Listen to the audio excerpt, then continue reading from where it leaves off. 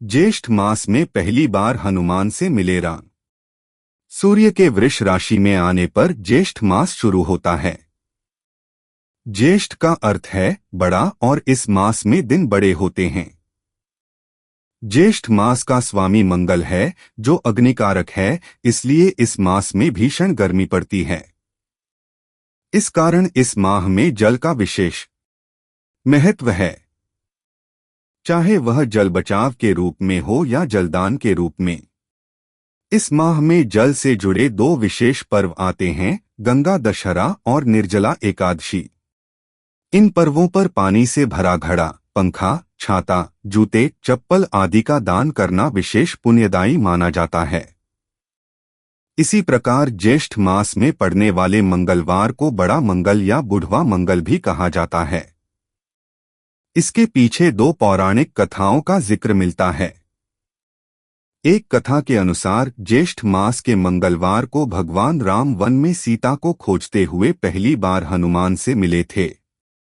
इस कारण इस महीने के सभी मंगलवार को बड़ा मंगल के नाम से जाना जाता है।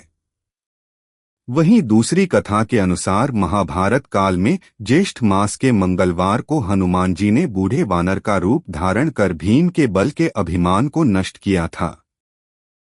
कालांतर में इसे बुढ़वा मंगल भी कहा जाने लगा। इस दिन हनुमान जी के वृद्ध स्वरूप की पूजा की जाती है।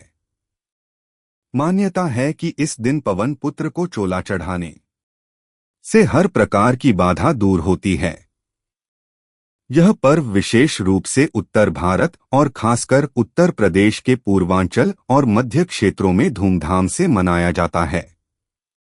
एक अन्य कहानी के अनुसार एक बार लखनऊ के नवाब वाजिद अली शाह के पुत्र की तबीयत बहुत खराब हो गई। योग्य चिकित्सकों को दिखाने और हर प्रकार के उपाय करने के बाद भी वाजिद अली के पुत्र का रोग ठीक नहीं हुआ। तब किसी ने उन्हें बताया कि अलीगंज में स्थित हनुमान मंदिर में प्रार्थना करने से उनके पुत्र का रोग ठीक हो जाएगा। वाजिद अली शाह ने अपने पुत्र के लिए वहां जाकर प्रार्थना की, जिससे उनका पुत्र ठीक हो गया। इसके बाद नवाब और उनकी बेगम ने उस मंदिर का जीर्णोद्धार करवाया, जो ज्येष्ठ माह में पूर्ण हुआ।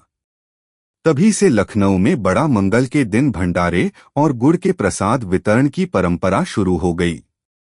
ज्येष्ठ मास में ही नौतपा भी पड़ता है। 9 दिन की यह अवधि आमतौर पर मई के अंत और जून की शुरुआत में होती है, जब सूर्य रोहिणी नक्षत्र में प्रवेश करता है। इससे धरती पर भीषण गर्मी पड़ती है। इस अवधि में सूर्य पृथ्वी के सबसे करीब होता है। ऐसी मान्यता है कि नौतपा में धरती जितनी तपती है, मानसून में वर्षा उतनी ही अच्छी होती है।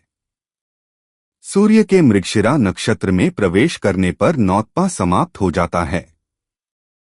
इस मास में भगवान विष्णु की पूजा के साथ ही मां गंगा, सूर्य देव, वरुण देव और हनुमान जी की पूजा का भी विशेष महत्व है।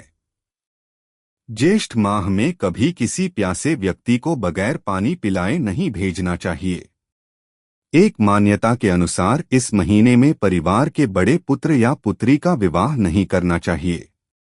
इसके अलावा ज्येष्ठ मास में नारद जयंती, वट सावित्री पूजा, शनि जयंती, धूमावती जयंती, महेश नवमी, गंगा दशहरा, गायत्री जयंती, निर्जला एकादशी और कबीर दास जयंती जैसे प्रमुख पर्व आते हैं।